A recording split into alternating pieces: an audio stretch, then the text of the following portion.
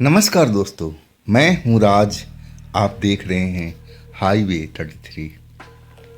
दोस्तों, ये जो कहानी हमें मिला है, जो भेजे हैं, उनका नाम है संदीप। रहने वाले छत्तीसगढ़ के। साल था 2014। क्या हुआ था उनके साथ, आइए जानकारी लेते हैं इनकी इस कहानी की। दोस्तों, मेरा नाम संदीप है। मेरे जो परिवार में सदस्य थे ना, मेरी पापा के 4 संतान। 4 में से 3 मेरी बहन थी, बड़ी बहन, और चौथे नंबर पर मैं था। अब जो तीनों बहन की शादी हो चुकी थी, अपने अपने घर जा चुकी थी। अब मैं भी जवान हो चुका था। अब शादी मेरा ही नंबर था। मेरे पापा शुरू शुरू में ट्रक चलाने का काम करते थे, लेकिन अब ट्रक नहीं चलाते। पापा के पास अभी 5 ट्रक हैं। अब 5 पर ड्राइवर रखे हुए हैं, और उन ट्रकों की जिम्मेदारी, देख रेख, सब कुछ मेरा है, मैं करता हूँ। अब पापा जो मेन मार्केट में दुकान लिया हुआ है, शॉप पर बैठते हैं, वो उनका यही काम है। आज जब मेरे पास में कोई काम नहीं होता ना, तो मैं पापा के शॉप पर भी चला जाता था, उनके काम में मदद करता था। अब पापा मम्मी को चिंता खा रही थी मेरी शादी की। मेरे घर में ऐसा कुछ नहीं था, पैसे की कोई ऐसा समस्या था ही नहीं। भगवान का दिया हुआ सब कुछ सही ढंग से चल रहा था। पापा एक टाइम में बहुत गरीब थे, ट्रक ड्राइवर की नौकरी किया करते थे। लेकिन लक्ष्मी माँ कब प्रसन्न हो जाए, कहा नहीं जा सकता है। और इसके बाद उनका मेहनत रंग लाया था। पहले उन्होंने एक ट्रक खरीदा, वो ट्रक को खूब चलाते थे। अब जैसे पैसा बरसने लगा था, और इसके बाद दूसरा, फिर तीसरा, चौथा, पांचवा ट्रक के बाद वो रुक गए। अब कहने लगे कि इससे ज़्यादा मैं संभाल नहीं पाऊंगा। और फिर मेन मार्केट में एक बड़ा सा दुकान लिया, और उस दुकान पर अब वो संभाल रहे थे, और मैं भी संभाल रहा था। अब उम्र भी तो हो रही थी पापा की, मम्मी की। घर में अब कोई देख रेख करने वाला मम्मी का भी नहीं था। मम्मी का भी तबीयत खराब रहती थी। अब मुझे ही सब कुछ करना पड़ता था। मम्मी कहती थी कि संदीप बेटा, अब तेरी शादी कर देते हैं। मैं शर्मा जाता था, कहता था कि माँ, मेरी अभी उम्र क्या हुई, अभी तो मेरे खेलने कूदने का दिन है, अभी कुछ दिन मुझे स्वतंत्र तो रहने दो। माँ कहती कि बेटा, ये बहुरिया आ जाती तो ये सब काम तेरे को नहीं करना पड़ता ना, चूल्हा चौका, मेरा सेवा भाव। मैं कहता कि माँ, तेरी ही चरणों में तो मेरा स्वर्ग है, मुझे तो इस काम में बहुत सुख मिलता है। माँ, ऐसा मत बोला कर। मैं, अब तू अपना बहू समझ ले, अपना बेटा समझ ले। मैं माँ को समझाता रहता था। अब वाकई में शादी में अभी करना नहीं चाहता था। मैं चाहता था कि कुछ टाइम और निकल जाए, कोई लड़की मुझे ढंग की दिख जाए, और मेरे दिल में जचना भी चाहिए। अब अरेंज मैरिज पर मुझे विश्वास नहीं था। मेरे एक साथी के साथ में ऐसा ही हुआ था, अरेंज मैरिज हुआ था। अब बाद में उनके बहुत बुरे व्यवहार उनके घर में होने लगे थे, और आखिरकार झगड़ा झंझट बढ़ता जा रहा था। अब ऐसा मेरे दोस्त का हाल हो गया था कि ना घर का था ना घाट का था। वो अपनी पत्नी को मैके छोड़ जाता, और मैके वाले उठा कर के फिर इसके घर में रख देते कि तुम्हारी पत्नी है, तुम्हारी जिम्मेवारी है। और इस पर क्लेश बढ़ता जाता था। मैं सब देख लिया था। अब मैं डरा डरा सा रहता था कि मैं करूँगा तो देख करके, कहीं बुढ़ापे में मेरे माँ बाप को कोई कमी ना हो जाए, मुझे बाद में पछताना ना पड़े। और मेरा विचार यही था। मेरे पास अब सुबह से मैं जो काम में लगता ना, ट्रक वाले को कहाँ भेजना है, कौन सा ट्रांसपोर्ट से माल उठाना है, और इसमें दोपहर हो जाती थी। सब ट्रक वाले को भेज करके मैं फुर्सत होता, और फिर नहा धोकर भोजन करके और मैं पापा के शॉप पर चला जाता था और वहाँ पर बहुत सारा काम जो पेंडिंग होता खाते का वो मैं पूरा करता। और फिर शाम को टाइम पापा को मैं कहता कि आप चले जाइए, मैं दुकान संभाल लूँगा। और फिर 7 बजे तक मैं दुकान पर रहता और इसके बाद घर आता। घर आने के बाद भी मुझे चैन नहीं रहता था। मैं ट्रक वालों से बात करता रहता था कि भाई तुम कहाँ पहुँचे, कोई दिक्कत कोई परेशानी तो नहीं है। और वो बताते रहते थे कि नहीं भैया सब कुछ सही चल रहा है, हम यहाँ पहुँच गए हैं, अब माल हमारा खाली हो रहा है। जो भी होता था मुझे अब बताया जाता था। मेरी जो दिनचर्या थी ना बहुत व्यस्त थी, सुबह से लेकर के देर रात तक। अब मैं अपने आप को व्यस्त ही रखता था। और एक अगले शाम को मुझे एक अच्छी खबर नहीं मिली। मेरा एक ट्रक था जो 200 किलोमीटर की दूरी पर अब खराब हो चुका था। और ट्रक वाला कह रहा था कि भैया जी मैंने बहुत कोशिश कर लिया, ट्रक स्टार्ट नहीं हो रहा है, अब आपको कोई मैकेनिक लेकर के आना ही पड़ेगा। और फिर उसने नोक्स भी बता दिया है कि ये चीज़ का मुझे डाउट हो रहा है और वो स्पेयर पार्ट भी आप लेके आना। वो पुराना ड्राइवर था, एक्सपीरियंस काफ़ी थी उसकी। मुझे उसका बात पर विश्वास भी रहता था। मेरा जो मिस्त्री था बंधा हुआ था, जहाँ जहाँ ज़रूरत पड़ती थी हम उसको बुलाते थे। अब मैंने उसको बुला लिया कि भाई अब हमें 200 किलोमीटर का सफ़र करना है रात में। और इसके बाद मेरे पास में कार थी और बाइक भी थी। मैं जो लोकल घूमता था अपने बाइक पर, और लंबी सफ़र जो होता था कार से मैं पूरा करता था। और मैकेनिक को लेकर के मैं 200 किलोमीटर का सफ़र रात में ही तय कर लिया। वहाँ जब पहुँचा ना तो ट्रक उसी जगह पर पाया जहाँ पर ड्राइवर ने बताया था लोकेशन। और इसके बाद कुल 1 घंटा लगा था। 1 घंटे में वो पार्ट जो हम लेके आए थे वही खराब था और वो लगाते ही ट्रक स्टार्ट हो चुका था। और मैं अब फुर्सत में हो चुका था। और जो मिस्त्री था मैं सोचा कि अब अपने साथ में कहाँ लेके जाऊँ। मैंने उसको ट्रक में बिठा दिया, यानी कि इसको बस स्टैंड पर उतार देना और वहाँ से कोई मिल जाएगी इनको सवारी, बस मिल जाएगी या रेलवे स्टेशन भी होगा, वहाँ से रेलवे में बैठ जाएंगे। मैं कहीं और सोच रहा था जाने की, यानी कि पास में मेरा मामा का गांव था। अब बहुत दिन मुझे मामा गांव आए हुए हुआ था। अब मेरे पास में मौका था। अब तो एक तरह से सुबह ही हो रही थी, 3 साढ़े 3 का वक्त था। अब मैं सोचा कि अब इतना लंबा सफ़र 200 किलोमीटर का मैं तय करूँगा। नींद भी आ रही थी, थकावट भी हुआ पड़ा था। अब मैं सोचा कि पास में मामा का गांव है, घर है, वहाँ चले जाते हैं।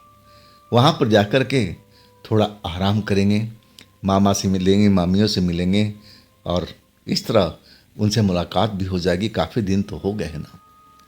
अब फिर मैं मामा के गांव निकल पड़ा था। वहाँ से करीब 1.5 घंटे के रास्ते पर था। अब मैं सुबह सुबह ही वहाँ पहुँच गया था। अब गांव देहात का मामला था, वहाँ पर लोग जल्दी उठ जाते थे। जब मैं मामा के दरवाजे पर कार लगाया ना तो मामा गाय पाल रखे थे, भैंस भी थी उनके, और वो गाय को चारा खिला रहे थे और साफ सफाई कर रहे थे। मेरी कार देख कर के चौंके, पहचान नहीं पाए कि कौन आया है। वो जिस हालात में थे उसी हालात में मेरे पास पहुँचे। और जब मुझे शीशे के अंदर स्टीयरिंग पर बैठा देखा ना, तब वो हंसने लगे। अरे भांजे, इतनी सुबह सुबह खैरियत तो है?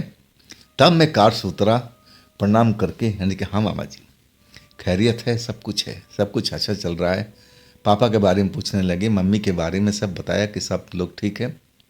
और इसके बाद मैं बताया कि मेरा ट्रक पास में ख़राब हो गया था और उसी सिलसिले में आया था। अब जो था शिष्टाचार वो तो हो चुका था। मामा अब चारपाई जो था अब बिछाए उसको कि भांजे बैठ। इसके बाद हम लोग बातचीत में लग चुके थे। पापा के बारे में पूछते जा रहे थे, मम्मी के बारे में पूछते जा रहे थे। अब फिर वो मुद्दे पर आ चुके थे। कहने लगे तू भी तो बड़ा हो गया है भांजी, तेरी भी तो शादी करनी है। मैंने कहा हाँ मामा जी, शादी तो करनी है और मेरे पिता भी चाहते हैं, मेरी माँ भी चाहती है, लेकिन मैं अभी शादी के मूड में नहीं हूँ। मैं मामा जी को टाल दिया था। सुबह हो चुकी थी। अब घर जो गांव था, अब वहाँ पर लोग आना जाना शुरू हो चुका था। और तब मैंने देखा दरवाजे पर बैठा हुआ था, मामा संग बातचीत हो रही थी और एक खूबसूरत लड़की, लंबी हाइट की, साड़ी बांध करके, सिल्क जैसी साड़ी थी और हाथों में पूजा का थाली लिए हुए, और वो मामा के जो मंदिर था वहाँ पर पूजा करने के लिए आ रही थी। मैं उसकी खूबसूरती देख करके दंग रह गया था। बहुत ही खूबसूरत, आकर्षित, लंबी, खूबसूरत लड़की थी। बाल लंबे लंबे लहरा रहे थे और आते वक्त अब उसके हाथ में पूजा की थाली थी और वो मामा जी को नमस्ते करना ना भूली। और इसके बाद बोली ये मेहमान कौन है, मैं तो कभी देखी नहीं यहाँ पर। मामा जी मेरे परिचय कराए और तब वो मुझे भी नमस्ते किया और फिर वो मंदिर की तरफ चली गई थी। मंदिर में अब पूजा करके मेरा ध्यान तो उसी पर लगा हुआ था। और इसके बाद वापसी आई। वापसी आने के बाद में मामा जी को भी प्रसाद दिया और मुझे भी प्रसाद दिया। प्रसाद के बहाने जब मैं थोड़ा हाथ ऊपर उठा दिया ना तो हाथ टच हो गया था। अब यकीन मानिए वो जो स्पर्श था ना, मुझे बहुत सुखद लगा था। मैं लगातार उसकी तरफ देख रहा था और वो मेरी तरफ देख रही थी। और फिर शर्मा सी गई और फिर थाली उठा करके अपना घर की तरफ चल पड़ी। मामा जी मेरे नज़रिए को शायद ताड़ रहे थे और जब कुछ देर के बाद में बोले कि संदीप बेटा, क्या ये लड़की तुझे पसंद आ गई क्या? मैं भी शर्मा गया। नहीं नहीं मामा जी, ऐसी कोई बात नहीं है। मन में तो वो लड़की भाग चुकी थी। मामा जी मेरा दिल की बात शायद समझ गए थे। मैं जो बोला था ना, वो तो बहुत समझदार व्यक्ति थे। सब कुछ जान गए थे कि मेरे अंदर में कुछ हलचल हो चुकी है। और तब मामा मुस्कुराते हुए कहने लगे कि रुक जा बेटा, मैं बात चलाता हूँ। अब मैं एकदम शर्मा गया कि नहीं मामा जी, ऐसी कोई बात नहीं।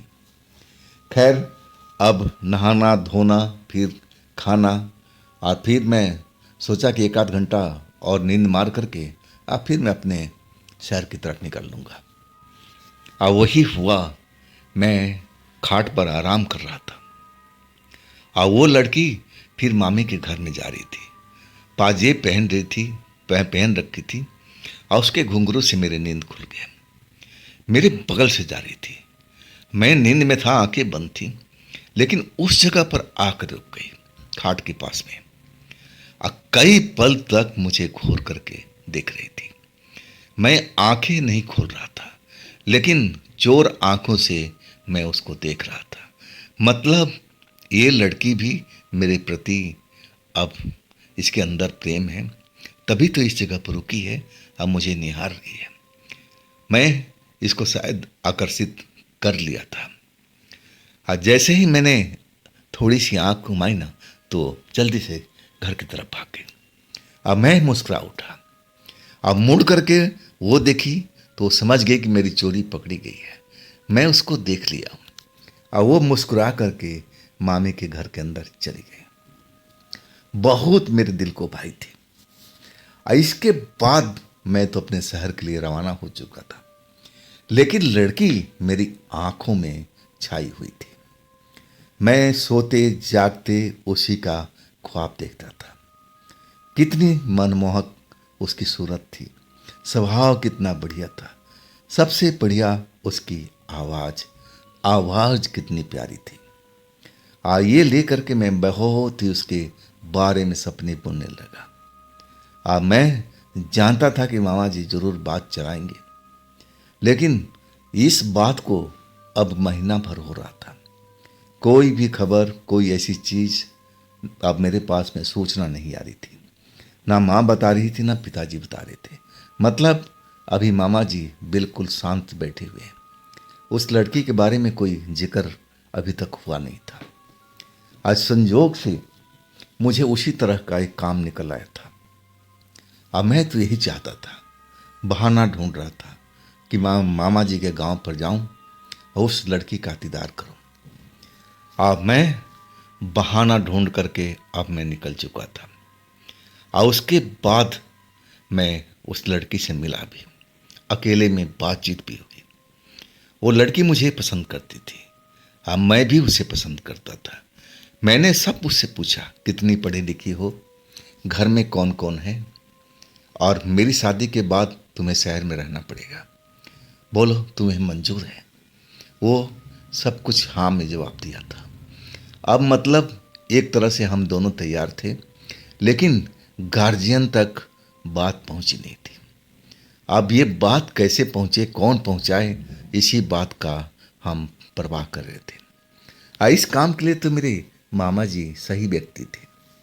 इसके बाद मामा जी से मैं वही बात बोला कि मामा जी, आप तो उस लड़की से शादी के बारे में बात करने वाले थे, क्या हुआ? तब कहने, अरे हाँ बेटा, एक्चुअल में ये जो लड़की है ना, ये हमारे गांव की नहीं है, ये एक रिश्तेदार की बेटी है, और कुछ टाइम यहाँ रहती है और कुछ टाइम अपने गांव में रहती है। अब इसके जो माँ बाप हैं वो अभी मुझे मिले नहीं हैं। अब जब तक मिल नहीं लेते बेटा, मैं शादी के बाद कैसे करूँगा? मैं पूछने लगा कि आखिर ये कौन सी गांव की है। तब एक गांव का नाम बताए जो वहाँ से 50 किलोमीटर की दूरी पर थी। मैंने कहा कि मामा जी, अगर आपको बातचीत करना है तो मैं आपको लेकर चलता हूँ। तब वो मना कर दिया, नहीं नहीं नहीं, ऐसे नहीं, वो ज़रूर आएंगे, मैं उनको मिलूँगा, देखूँगा, बातचीत होगी, अब मैं चर्चा चला दूँगा, थोड़ा सा बेटा तू भी सब्र रख। मैं थोड़ा उदास ज़रूर हो गया था, लेकिन मैं मुस्कुरा रहा था, मामा जी को दिखा रहा था कि चलो कोई बात नहीं। इसके बाद मामा जी ने वही किया। मेरे जाने के बाद में उसके माँ बाप आए हुए थे। अब मामा जी अब लड़की से, फादर से, माँ से अब रिश्ते की बात चला दी और वो मान गए थे। इसके बाद 6 महीने के अंदर ही हमारी शादी हो चुकी थी। मैं उस लड़की को पा करके अपने आप को बहुत ही धन्य पा रहा था, जैसे मुझे एक नया संसार मिल गया है। मैं बहुत खुश था। जब वो लड़की हमारे घर के दहलीज में अपना कदम रखा था ना, तो मैं इतना खुश था, उस खुशी को मैं बयान नहीं कर सकता था। अब मेरी माँ तो सब मेरे से ज़्यादा खुश थे। उसके पैर तो ज़मीन पर पड़ ही नहीं रहे थे।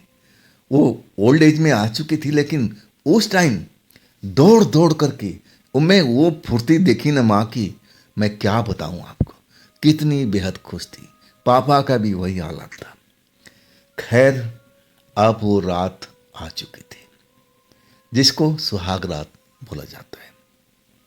अब मैं बहुत अरमान से अपना कमरा खुद ही सजाया हुआ था कि नहीं तो मेरी कोई भाभी थी, बहनें जरूर थी, और मैं बहनों को इस काम के लिए उचित नहीं समझता था।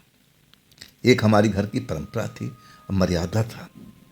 जो जो कुछ हुआ सजाने वजाने का काम मैं खुद अपने हाथों से किया था। अब रात आ चुकी थी। हमारी पत्नी अब उस कमरे में बैठी हुई थी, मेरी प्रतीक्षा कर रही थी। अब मैं अपने दोस्तों के पास में, मैं थोड़ा घबरा रहा था कि उस घर में मेरी बहनें भी थी, मेरे माँ बाप भी थे। शर्म सी लग रही थी, क्या सोचेंगे मैं जब अपने पत्नी के कमरे में जाऊंगा। और मैं चाहता था कि सब सारे सो जाएं और तब मैं अपने पत्नी के कमरे में जाऊं। और वैसे ही करते करते रात का 11:30 बज चुका था।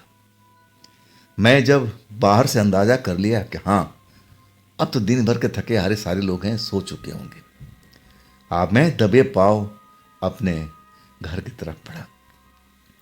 दरवाजा भिड़ा हुआ था। जैसे मुझे उम्मीद थी। आज जब मैं अंदर प्रवेश किया ना, तो मैं देख करके हैरान रह गया। मेरी पत्नी इंतजार करते करते कब का सो चुकी थी। आज सोते हुए चेहरा बहुत ही मासूम, बहुत ही प्यारा लग रहा था।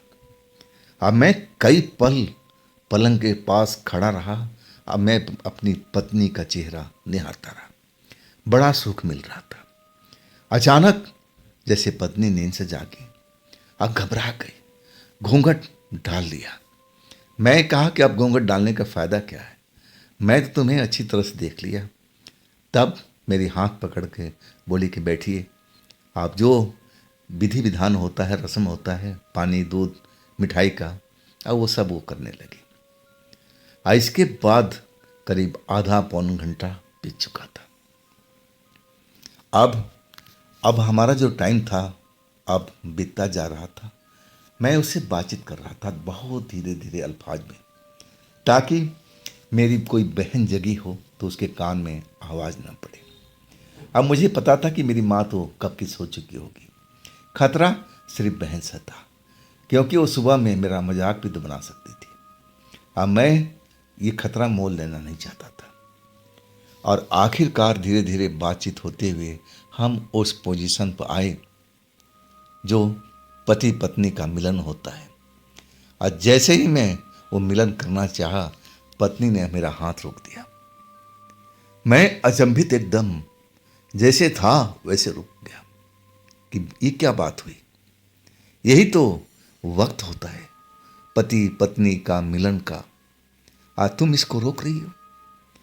वो मेरी तरफ आंखें नहीं मिला रही थी, नीचे आंखें झुकाए हुए कह रही थी, नहीं नहीं नहीं, अभी नहीं, अभी नहीं।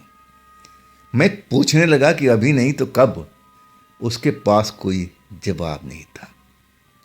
मैं सोचा कि अरे आई है गांव देहात से इतना सफ़र तय करके, थकी मांदी होगी, और भी कोई रीज़न हो सकता है जिसको मैं समझता था। मैं कहने लगा, पूछने लगा, लेकिन ना तो वो थकी हुई थी ना कोई दूसरा रीज़न था। लेकिन वो कह रही थी कि नहीं, आप मेरे से बात कीजिए, मुझे अच्छा लगता है, लेकिन मेरे शरीर को आप छूइए नहीं। मैं एकदम जैसे सन्न रह गया था कि भाई शादी का मतलब क्या होता है, दो आत्माओं, दो शरीर का मिलन। आज जब वही नहीं हुआ तो शादी अधूरा है। मैं उसको समझाने लगा कि देखो ये दुनियादारी है और ऐसे ही दुनिया चलती है।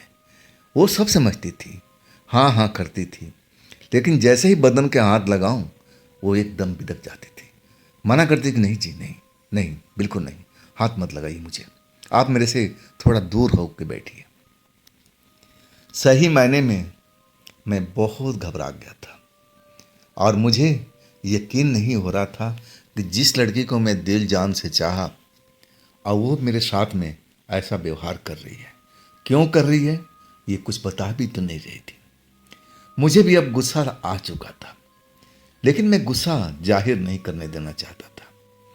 मैं तकिया बेडशीट लेकर के अब ज़मीन पर अपना बिस्तर लगा दिया था। यानी कि सुनो, तुम चैन से आराम से सो इस पर। अगर मैं इस पर सोऊंगा तो मेरा हाथ पैर तुम्हारे शरीर से टच होगा और फिर तुम तूफान खड़ा कर दोगे। इससे बेटर है कि मैं ज़मीन पर सो जाऊं।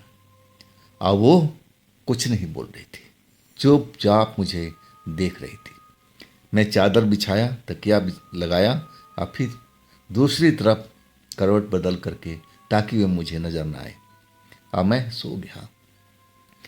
थका थका तो जरूर था, और कब नींद आ गई मुझे खुद का मालूम नहीं। जब मेरी सुबह आँख खुली ना, तो मैं देखा तो मेरी पत्नी अब उस पलंग पर थी ही नहीं। दरवाज़ा खुला हुआ दिखाई दे रहा था। मैं घड़ी देखा तो सुबह का 5:30 बज रहा था।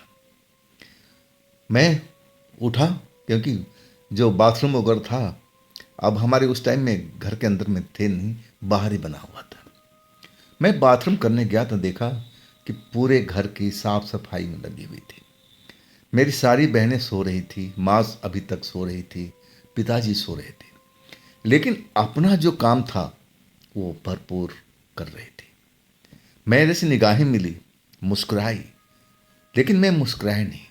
मैं उसको दिखाना चाहता था कि मैं तुमसे गुस्सा हूँ, लेकिन उसने मेरी कोई ऐसी नोटिस नहीं किया, अपने काम में लगी रही। और इसके बाद मैं फिर जा कर के अपने कमरे में गया, चादर समेटा और तकिया समेट करके बिस्तर पर रख दिया, ताकि कोई बहन वगैरह घर के अंदर आए तो उसको ना लगे कि हम लोग अलग अलग सोए थे। और उसी पलंग पर मैं लेट गया था। नींद आ गई। 10 बजे मेरी नींद खुली थी, तो मेरी पत्नी मुझे आकर के जगा रही थी। क्या जी, कितना सोइएगा, बहुत हो चुका, उठिए, अब नाश्ता वास्ता नहीं करना है क्या, फ्रेश हो जाइए। मैं कहने लगा कि मैं उठ जाऊंगा अपने आप टेंशन मत कीजिए, जो आपका काम है कीजिए, मैं इसको थोड़ी रोक रहा हूँ। बातचीत भी हो रही थी, लेकिन नाराज़गी तो थी ही। वो मेरी नाराज़गी समझ रही थी, लेकिन उसकी परवाह नहीं कर रही थी। मुझे हंसाने की, एक तरह से मनाने की कोशिश भी कर रही थी कि मैं उनसे रूठा ना रहूं। अब मैं भी समझ गया कि अभी रिश्तेदार हैं घर में, बहनें हैं 3-3, अब उनके सामने में ऐसी नाराज़गी दिखाना उचित भी नहीं है। मैं भी अब घुल मिल गया था, हंस हंस के बातें, नहाना धोना, इसके बाद नाश्ता, ऐसा ही 3 रात तक चलता रहा। और इसके बीच मेरी तीनों बहनें अब विदा हो चुकी थी। अब जो भी रिश्तेदार थे वो भी हमारे घर छोड़ चुके थे। अब उस घर में सिर्फ मैं, मेरी पत्नी, मेरी माँ और पिता। कमरे आज सबके अलग अलग थे। माता पिता एक कमरे में, और 2 कमरा तो मेरा खाली ही रहता था। अब उसमें कोई मेहमान आ गया तो रुकवा देते थे, और नहीं तो खाली पड़ा रहता था। अब मैं अपने कमरे में, आज चौथा रात था, और मैं 11 बजे कमरे में अपना प्रवेश किया। मुझे पता था कि पत्नी तो हाथ रखने नहीं देगी, फायदा क्या है। हाँ, मैं एक बार उससे और बात करना चाहता था। अब मैं पलंग पर बैठ गया, पत्नी से बातचीत करने लगा। मैंने उससे पूछा कि अगर तुम्हें ऐसा ही करना था तो मेरे साथ में शादी क्यों की, कुंवारी रहती, अपने गांव में ही रहती, इससे बेहतर तो होता। वो हंसने लगी और कहने लगी, कोई लड़की कुंवारी रहती है, सबकी शादी होती है। मैंने बोला कि सबकी शादी होती है, लेकिन इस तरह से नहीं होती है कि पत्नी अलग सोए और पति अलग सोए, ये रिश्ता नहीं कहलाता है। अब मैं उसको समझा रहा था, जब मैं बोल रहा था कि रिश्ता का मतलब क्या होता है, 2 शरीर का मिलन, और तुम तो वो होने नहीं देती, तो अब फायदा क्या है, कैसे चलेगा ये सब। मेरे लाख समझाने के बाद वो नजरें नीची कर लेती थी, मेरे से आंख नहीं मिलाती थी। अब मैं समझ गया कि शायद अब ना जाने क्यों ऐसा कर रही है। चलो, थोड़ा वक्त बीतेगा ना तो सब कुछ सही हो जाएगा, इसको थोड़ा टाइम देना चाहिए। और इसके बाद मैं वही चादर तकिया फर्श पर लेकर के आराम से सो गया। रात के 2 बज रहे थे। एक तो हम लेट सोए थे, 12 बजे 12:30 के आसपास में, और थोड़ी देर के बाद मतलब 2 बजे के आसपास मेरी नींद खुल गई थी। बाथरूम जाना था। जैसे ही मैं उठा ना, तो मैं थोड़ा देख करके पलंग पर जब देखा मेरी पत्नी वहाँ नहीं है, तो मैं हैरान रह गया कि आखिर गई तो कहाँ गई। मुझे लगा कि बाथरूम गई होगी, मुझे थोड़ी देर रुक जाना चाहिए। और वही मैं इंतज़ार करते रहा। 15 मिनट बीता, 20 मिनट बीता, और तब मुझसे रहा नहीं गया। मैं भी अब दरवाज़ा खोल करके बाथरूम के पास पहुंचा। बाथरूम तो बिल्कुल खाली था, उसमें कोई था ही नहीं। तो आखिर मेरी पत्नी गई कहाँ पर। मैं जो दोनों कमरे खाली था, मैं उनको भी देख लिया, उसमें कोई था ही नहीं, मतलब पत्नी किसी घर में नहीं है। तब मुझे ख्याल आया कि कहीं ये बाहर तो नहीं निकल गई। मैं जब गेट पर पहुंचा तो गेट तो लॉक था अंदर से, मतलब ये बाहर नहीं गई है तो कहाँ पर है। मुझे ख्याल आया कि अरे कहीं छत पर तो नहीं पहुंच गई। छत पर भी 2 कमरे बने हुए थे और उनमें ताला बंद नहीं रहता था, पलंग उनमें भी बिछा हुआ था, एक तरह के वो स्टोर टाइप का बना हुआ था। अगर कोई भीड़ भड़ा हो जाती, कोई रिश्तेदार ज़्यादा आ जाती, तो रिश्तेदार ऊपर भी ठहर जाते थे, और नहीं तो हमारा नीचे का घर काफ़ी था रिश्तेदारों के लिए। अब मेरे मन में यही ख्याल आया कि छत पर चला जाए। आखिर गई तो गई कहाँ। मेरे दिल में बड़ी अजीब तरह से कुछ घबराहट सी होने लगी। पत्नी का मामला था, जब नहीं मिली तो घबराहट होना एकदम लाजमी था। मैं तेज तेज सीढ़ी चढ़ता हुआ जब छत पर पहुंचा तो देख करके हैरान रह गया कि छत का जो दरवाज़ा था ना, जो अंदर से बंद रहता था, वो खुला हुआ है। मैं धीरे से, अब वो बंद जो दरवाज़ा था सिर्फ ऐसे ही भिड़ा हुआ था, अब मैं दरवाज़ा आराम से खोल लिया। बाहर देखा ना तो चांद निकला हुआ था, पूनम की रात थी। अब बड़ा चमकीली रोशनी हर तरफ फैली हुई थी। छत देखा तो पूरी तरह से खाली था, छत पर कोई था ही नहीं। तब मुझे उन दो कमरों का ख्याल आया और जैसे ही उन कमरों के पास आने लगा, मेरी पत्नी की खिलखिलाहट, हंसी, आवाज़ आने लगी, जैसे किसी के साथ वो मजाक कर रही हो, किसी के साथ मौज मस्ती कर रही हो। और वो कभी हंसती और कभी कहती, नहीं नहीं, अब मुझे आप छोड़ दीजिए, अब मुझे छोड़ दीजिए, बहुत हो चुका है। देखिए, अब मेरी शादी भी हो चुकी है। मेरा पति नाराज होता है, वो कभी गुस्सा आ गया तो मुझे अब छोड़ भी देगा। आप बहुत हो चुका, अब मुझे माफ़ कर दीजिए। देखिए ना, मैं आपके हाथ पैर जोड़ रही हूँ।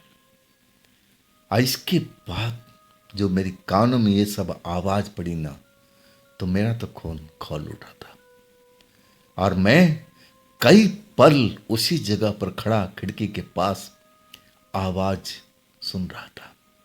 वो आवाज़ मेरे कानों में जैसे गर्म शीशा कोई पिघला करके मेरे कानों में डाल रहा हो, ऐसा महसूस हो रहा था।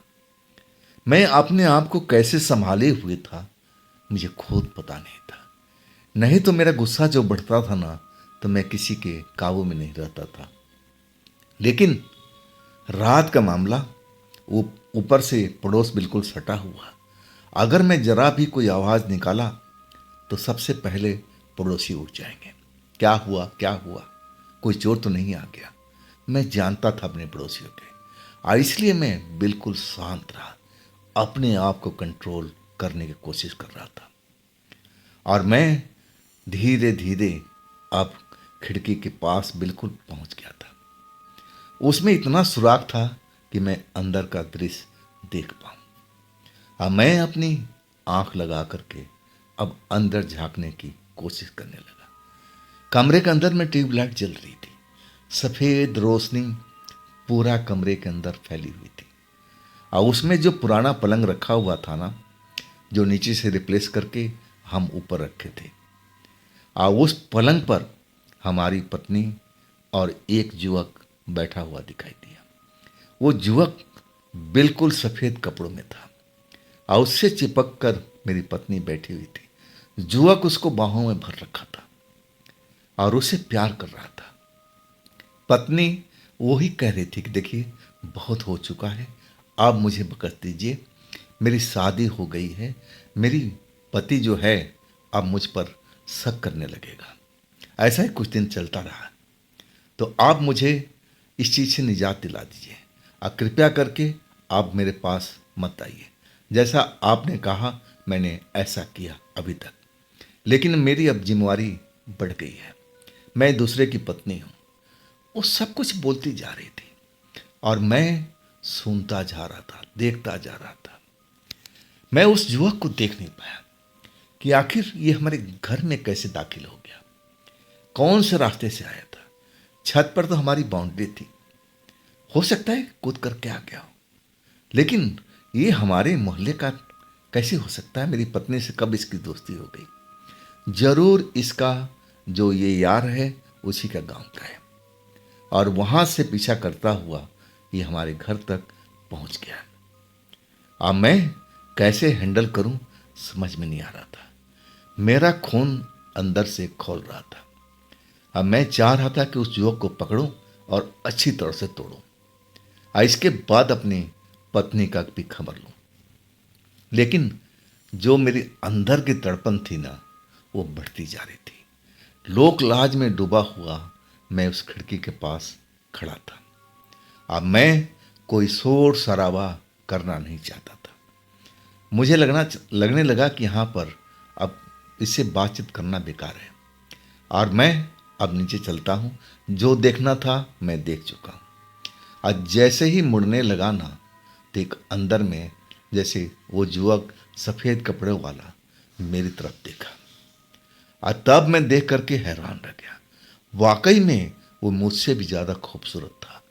घुंघराले बाल थे, आंखों में एक चमक सी आ रही थी।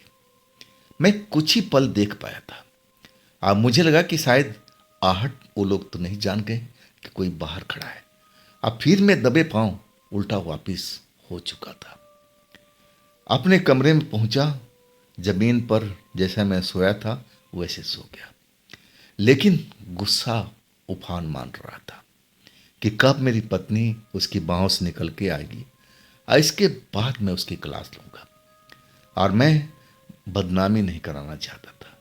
उस लड़के से मारपीट का मतलब कि पूरा मोहल्ला जान लेता। अब मैं ऐसा काम नहीं करने वाला था। जब अपना ही सिक्का खोटा हो तो दूसरे पर क्या उंगली उठाना।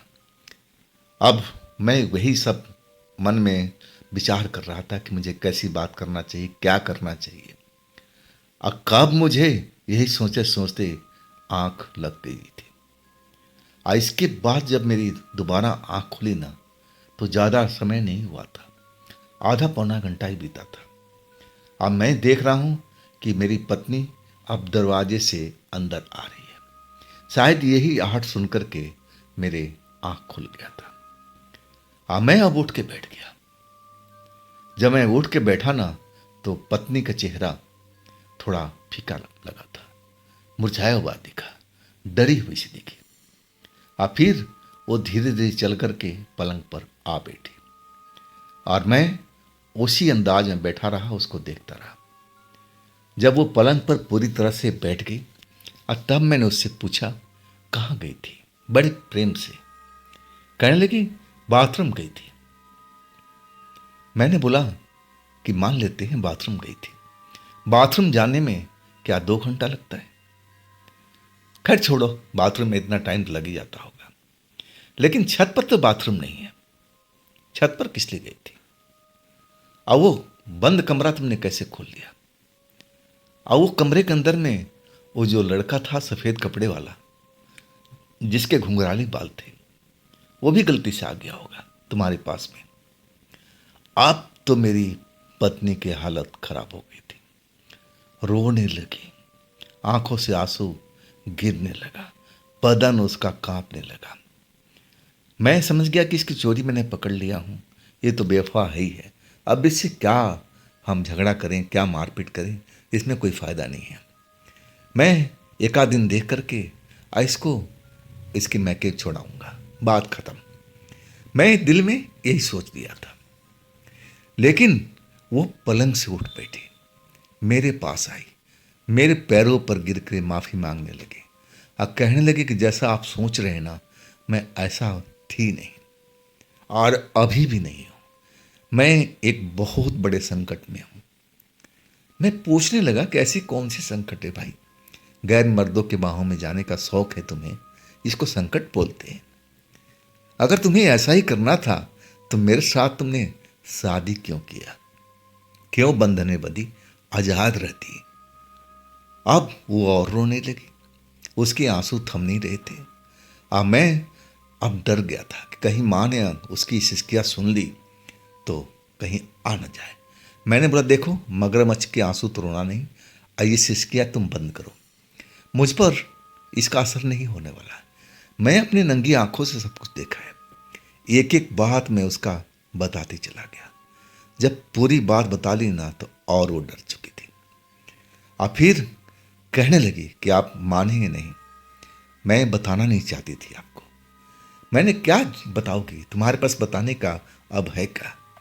मैं तो सब कुछ अपनी इन्हीं आंखों से देखा है, अपने इन्हीं कानों से सुना है, तो छुपाने का तुम्हारे पास में है क्या? वो कहने लगी नहीं नहीं, आप अभी भी नहीं समझे। मैं कहने लगा कि वो लड़का आखिर है कहाँ पर। दरवाज़ा खोल के बाहर कर दिया। वो कहने लगी, नहीं, वो आम लड़का नहीं है। क्या मतलब? क्या मतलब है तुम्हारा? मैं उसकी तरफ चौंकते हुए कहा, क्या मतलब? वो कहने लगी कि वो जिसे आप देखे थे ना, वो कोई आम लड़का नहीं है, वो एक भूत है। मैं हंस पड़ा, कहने किसको पागल बना रही हो? वो भूत लड़का तुम्हारे से दोस्ती कर रखा है, तुम्हारे शरीर से खेल रहा है, वो भूत लड़का? मैंने तो आज तक ऐसा सुना नहीं। और तब वो जो कहानी सुनाना शुरू किया ना, तो मैं तो उसका चेहरा ही देखता रह गया। जब उसकी बात खत्म हुई ना, तो मुझे विश्वास हो रहा था और नहीं भी। मैं दुविधा में फंसा हुआ था कि आज के टाइम में, इस साइंस के युग में, ऐसा संभव है जो मेरी पत्नी बता रही थी। मैं हैरानी से उसका चेहरा देखता था। उसका चेहरा बुझा हुआ, आंखों में जैसे आंसू सूख चुके थे, और वो उदास भाव से मुझे देख रही थी। मैं उस सच्चाई पे पहुंचना चाहता था कि आखिर ये जो इसने बताया है, ऐसा कैसे हो सकता है भाई। मैं बोला कि तुमने जो बात मेरे को सब अभी तक बताई, इसका कैसे मान लो कि सच है? कहने लगी कि आप मेरे गांव जाइएगा। मामा के गांव नहीं, मेरे गांव। मेरा गांव ये है। ये जो लड़का आपको दिखा था ना, ये हमारे स्कूल में पढ़ा करता था, मेरे से 3 क्लास सीनियर था। लेकिन मैं थोड़ा जल्दी जवान हो गई थी। चेहरा, गाल, सब कुछ वक्त से पहले मैं एक अच्छी लगती थी। वो सीनियर लड़का कब मुझसे उसकी प्यार हो गया, एक तरफा प्यार।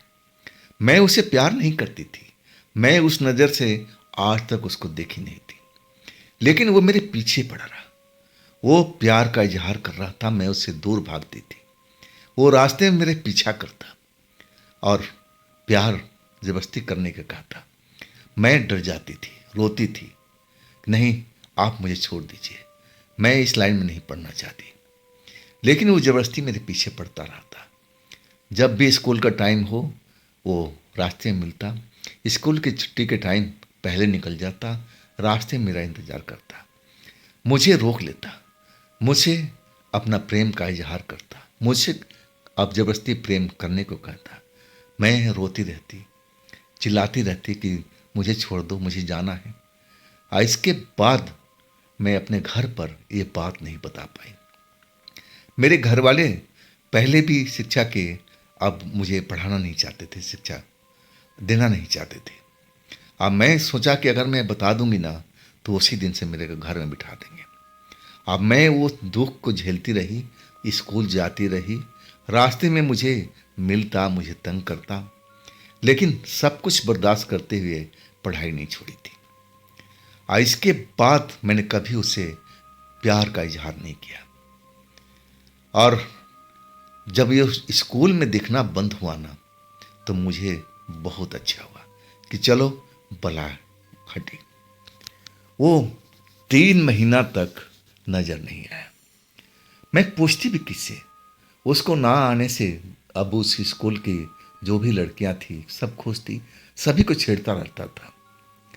जब वो खबर हमने पढ़ी ना, तो हम दहल चुके थे। हुआ यूँ था कि वो जामुन तोड़ने के लिए पेड़ पर चढ़ा हुआ था। और जामुन का पेड़ जो डाली होती है, कमज़ोर होती है, हमारे गांव में सब बताते हैं। काला काला जामुन देख करके वो ललचा चुका था। ऊंचे पेड़ पर चढ़ करके फ्रेश जामुन तोड़ रहा था। कब वो डाली टूटी, कब जमीन पर आ गया, आते ही वो पूरी तरह से घायल हो चुका था। अब घर वाले उसको हॉस्पिटल में ले गए। 3 महीना तक उसका इलाज चलता रहा। कोमा में चला गया था। कोमा में ही उसकी मृत्यु हो गई थी। हम खुश भी थे कि चलो इसी लायक था, ये बात खत्म हो गई। इसके बाद हमारा स्कूल आना जाना लगा रहा, सब कुछ जैसे पहले चल रहा था। हाँ, वो शैतान लड़का अब मुझे रास्ते पर खड़ा नहीं मिलता था। इसके बाद हम एक तरह से बेपरवाह हो चुके थे। स्कूल आना जाना कोई रोकने टोकने वाला तो था ही नहीं। और हमारी स्कूल की गाड़ी सही ढंग से चल रही थी। पढ़ाई में मैं अव्वल थी। स्कूल के टीचर मुझे मानते थे, सहेलियाँ मुझ पर अब फक्र करती थी। और मैं सहेलियों में बहुत प्रिय थी। लेकिन जो सहेलियाँ थी ना, हमारा गांव आगे था और उनका गांव पीछे था। उनके गांव से होकर के मैं निकलती थी, वो पीछे रह जाती थी। अब खैर, तो ये तो स्कूल की बात हो गया। अब मैं बताती हूँ उस रात को। वो रात अमावस की थी। हमारे घर में माँ अमावस्या की व्रत करती है। अब मुझे ये याद था कि अमावस की रात थी और गर्मी के दिन थे। हम छत पर सोए हुए थे, बिजली ना होने के कारण। माँ भी सोई हुई थी। माँ से मैं अलग अब बिस्तर लगा करके सो रही थी। ये कि माँ कभी कभी खर्राटे मारती, अब मेरा नींद टूट जाता था, इसलिए मैं अलग बिस्तर करके सोई हुई थी। मैं गहरी नींद में थी। सपना देखना शुरू किया। सपने में जो देखा मुझे बहुत अच्छा लग रहा था। मैं देख रही हूँ कि एक मैं सुंदर सा फुलवारी है, बगीचा है फूलों का, और उसमें मैं दौड़ रही। तरह तरह का फूल खिले हुए हैं। मैं फूलों का सुगंध लेने की कोशिश कर रही हूँ और तभी वो लड़का मुझे उस जगह पर खड़ा दिखाई दिया। वैसा ही कपड़ा, सफ़ेद कपड़ा पहने हुए, घुंघराले बाल उसके, चेहरा चमकता हुआ। अब मैं जब अपने पास में खड़ी देखा ना, तो मैं डर गई। अरे तुम तो मर चुके हो ना, तो यहाँ क्या कर रहे हो? वो कहने लगा कि देखो, मैं तुमसे बहुत प्यार करता हूँ। मैं मर जरूर गया हूँ, लेकिन मेरी आत्मा जिंदा है और मैं तुम्हें भूला नहीं। अब आओ, यही तो मौका है। देखो, यहाँ पर कोई है नहीं, हम प्यार करते हैं।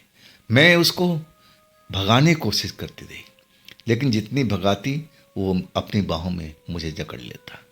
और इसके बाद वो रात मेरे लिए परलय की रात थी। आज जब मुझे नींद खुला ना, तो अपने बिस्तर पर मैं तड़प रही थी दर्द से। वो दर्द आज भी मैं भूलती नहीं हूँ। मैं जब आंखें खोला ना, तो 1 सेकंड के लिए वो लड़का मेरे ऊपर सवार था। अब मेरा कपड़ा सब अस्त व्यस्त था और उसके बाद वो लड़का एक तरह से हवा में गायब हो चुका था। मैं दर्द और लज्जा से भर गई थी, डरी हुई थी। मैं आसपास देखने लगा, कोई है तो नहीं। लेकिन मेरी माँ भी सोई हुई थी, मेरे और भी जो लोग थे सोए हुए थे। मैं उस रात को कैसे अपने आप को संभाला मैं जानती हूँ। और उसके बाद तो वो सिलसिला शुरू हो चुका था। मैं घर के अंदर, कमरे के अंदर भी रहती ना, अपनी चारपाई पर, तब भी वो मेरे पास पहुंच जाता था। मैं उसको डांटती थी कि तुम गलत कर रहे हो, और तब वो मुझ पर गुस्सा होता था और कहता था कि देखो, अगर तुमने मुझे रोका तो मैं तुम्हारे परिवार को ख़त्म कर दूंगा, किसी को नहीं छोड़ूंगा। मेरे में वो शक्ति है, आसक्ति तुम देख ही रही हो कि मैं मरकर के भी जिंदा हो गया हूँ, तो मैं बहुत कुछ कर सकता हूँ। इसके बाद तो मैं डर चुकी थी। जैसा कहता मैं करती। आखिरकार जब मेरी शादी का रिश्ता तय होने लगा तुम्हारे साथ, तो मैं उससे प्रार्थना किया था कि देखो, अब मेरा पिंड छोड़ दो। तब वो कहने लगा, हाँ मैं छोड़ दूंगा, तुम्हारी शादी हो जाएगी ना, तो मैं तुम्हारे पास नहीं आऊँगा। लेकिन देखो, वो हमारे पास यहाँ भी आ रहा है, और पहली रात से ही आ रहा है। जब मैं यहाँ पर आई थी ना, जब हमारी सुहाग रात थी, और मैं जानती थी कि उसको तुम पसंद नहीं आओगे, और तुम्हें वो देख लगा मेरे साथ ना, तो मेरे परिवार वालों को जान से भी मार सकता है। इसलिए मैं आपको मना कर रही थी कि आप मेरे करीब मत सोइए। मैं उसको मनाने की कोशिश में थी कि वो मान जाए कि अब मेरा पीछा छोड़ दे, लेकिन वो अपने किए हुए वादे से अब उल्टा हो चुका है। वो कहने लगा कि ये तो ऐसा ही चलता रहेगा, मैं तुम्हारे पास आता रहूँगा, तुम मुझे रोक नहीं पाओगे, और जिस दिन रोकोगी ना, मैं तुम्हारा पूरा परिवार और यहाँ का भी पूरे परिवार को ख़त्म कर दूंगा। हाँ, मैं डर गई। मैं जब अपने पत्नी की ये सब बात सुना ना, तो मुझे विश्वास नहीं हो रहा था कि ऐसा भी कोई भूत होता है, ऐसा भी कुछ होता है आज की दुनिया में। ये मुझे विश्वास नहीं हो रहा था। खैर, जैसे तैसे रात खत्म हुई, सुबह हुई। अब मेरी आंखों में नींद कहाँ था, मेरी पत्नी को आंखों में भी नींद नहीं था। अब मैं उसको समझाने लगा कि देखो, इसमें तुम्हारी कोई गलती नहीं है। तुम पर तो दबाव बनाया गया, वो भी एक इंसान नहीं, भूत के द्वारा। तो तुम्हारी जो ऐसी चीज है, वो किसी को रोक नहीं सकता। अगर तुम्हारे बदले मैं भी होता ना, तो मैं भी वही करता जो तुम कर रही हो। तो तुम अब घबराओ मत। अब मेरा फर्ज है, मुझे क्या करना है मैं वो करूंगा। सुबह हुई। अब मैं अपनी माँ के कान में ये सब बात डाल दिया। माँ को विश्वास नहीं हो रहा था, लेकिन माँ पुराने जमाने की थी। अब तंत्र मंत्र पर विश्वास करती थी, भूत प्रेत को भी मानती थी। अब कहने लगी, बेटा तू फिक्र मत कर, आज ही मैं उस ओझा बाबा को बुलाती हूँ। और इसके बाद वो मुझे लेकर के अब बोली, बेटा बाइक निकाल और हम चलते हैं। मैंने कहा कि दूर का सफ़र है माँ, तो कार ले लूँ। कहने लगी, नहीं ज़्यादा दूर नहीं है और वहाँ कार भी नहीं जाएगा, रास्ता ठीक नहीं है। हम बाइक चलाते रहे, माँ रास्ता बता रही थी और हम खेतों के अलावा से इलाके से निकलते हुए अब एक खेतों के दूसरी साइड पर पहुँच गए थे, जहाँ पर शमशान घाट था। हमारे गांव का शमशान घाट और दूसरे गांव का भी था, 5 गांव का बना हुआ था। सेंटर में था वो, खेतों के बीचों बीच। आ वहाँ पर माँ लेके आई तो मुझे विश्वास नहीं हुआ कि ये शमशान घाट में क्यों लेके आ रही है। मैं कहने लगा, माँ तुम तो उल्टा जा रही हो, ये शमशान घाट में हम लोग क्या करेंगे। तब माँ कहने लगी कि बेटा थोड़ा सब्र रख, सब कुछ तेरे सामने आ जाएगा। मैं जब शमशान घाट में पहुंचा, बाइक रोकी, माँ उतर गई। अंदर बना हुआ था, बड़ा सा शमशान घाट था, दीवार 4 दीवारी, गेट, भोले बाबा की तस्वीर भी लगी हुई थी। अब बाहर में एक कमरा बना हुआ था। जब मैं वहाँ पहुँचा ना, तो देखा एक बूढ़ा व्यक्ति अब उस कमरे में जो लकड़ी वगैरह संभाल कर रखा जाता था उसको छांट रहा था। अब मेरी माँ पूछी कि वो बाबा कहाँ पर है। वो बिना कुछ बोले हुए शमशान की तरफ उंगली इशारा कर दिया कि उस तरफ है। माँ आगे आगे, मैं पीछे पीछे। मैं जब अंदर गया ना, तो देखा कि एक दाढ़ी वाले बाबा, सफ़ेद दाढ़ी, सफ़ेद बाल, पूरा बदन नंगा, सिर्फ लंगोटी, काला कपड़ा लपेट रखा था। अब पूरे शरीर पर जो मुर्दा जलता है ना, उसका राख को जैसे अपने शरीर पर मालिश कर रहा था। माँ को शायद पहचानता था और वो हंस के कहने लगा, अरे माता जी क्या बात है, आप इतनी सुबह सुबह। माँ प्रणाम किया तो मैं भी कर लिया कि भाई पता नहीं कैसा महात्मा है। अब फिर माँ पूरी कहानी बताने लगी। जब माँ पूरी बात बताया तो मेरी तरफ वो सवाल करने लगा कि कैसे, देखने में कैसा लगता है। मैं ही तो देखा था उसको। मैंने बोला कि देखने में सफ़ेद कपड़ा पहन करके है, आंखों में एक चमक सा है, घुघराले बाल है, इतना ही मैं देखा था। तब आंखें बंद कर लिए महात्मा। और इसके बाद आंख खोले और कहने लगे, ये वास्तव में ऐसा ही हो रहा है। आपकी पत्नी जो है सही कह रही है। पत्नी आपको उस लड़के से प्रेम नहीं करती, वो जबरदस्ती उसके पीछे पड़ा हुआ है और कुछ दिन में आपकी पत्नी को वो लेके जाने वाला है, जान से वो मारने वाला है, आत्मा निकाल करके अपने साथ हमेशा के लिए रखना चाहता है। आप सही वक्त पर आ गए। और इसके बाद उन्होंने कुछ जो भी था पूजा पाठ, अपने जो विधि विधान होता है वैसा किया।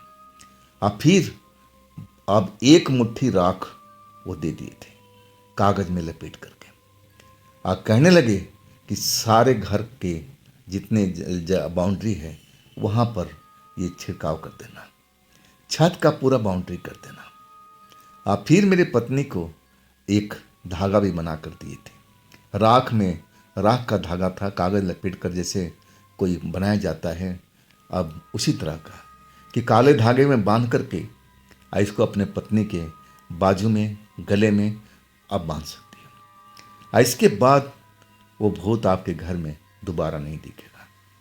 ना आपकी पत्नी का नुकसान करेगा, ना आपके घर का कोई नुकसान, ना आपके पत्नी का, माँ बाप का कोई नुकसान कर पाएगा। हमेशा के लिए आपका पत्नी के अब साथ छोड़ देगा। अब वैसे ही हुआ। जब हम घर लौटे ना तो मुझे विश्वास नहीं था कि ऐसा हो जाएगा एक राख की शक्ति से। लेकिन वो राख की शक्ति में इतनी पावर थी कि जैसा उस बाबा ने कहा था वैसे ही हुआ। पत्नी और मैं अब दोनों खुश थे।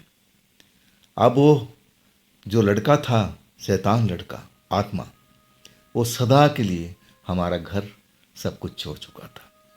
हम पति पत्नी अब संसार का जो भी नियम था उसका पालन कर रहे थे। हम दोनों खुश थे। अब ये जो कहानी है ना, ये जब मुझे याद आती है ना, मन में सोचता हूँ, अब पत्नी के सामने कभी जिक्र उठ जाती है तो वो भी डर जाती है, मैं भी डर जाता हूँ। ऐसी थी ये घटना। तो दोस्तों, कैसी लगी ये आपको ये घटना, कमेंट में ज़रूर बताइएगा। अगर आपके पास में ऐसी कोई घटना है, कहानी है, तो आप मुझे इंस्टाग्राम पर या मेरे व्हाट्सएप नंबर पर आप ज़रूर शेयर कीजिएगा। और दोस्तों, ये भी चैनल आप ही का है, तो इसको भी अपना प्यार दीजिए ना, लाइक कीजिए, सब्सक्राइब कीजिए, शेयर कीजिए। फिर हम मिलते हैं अगले रोज़ एक अलग घटना, एक अलग कहानी में। आप लोग अपना ख्याल रखिएगा। नमस्कार।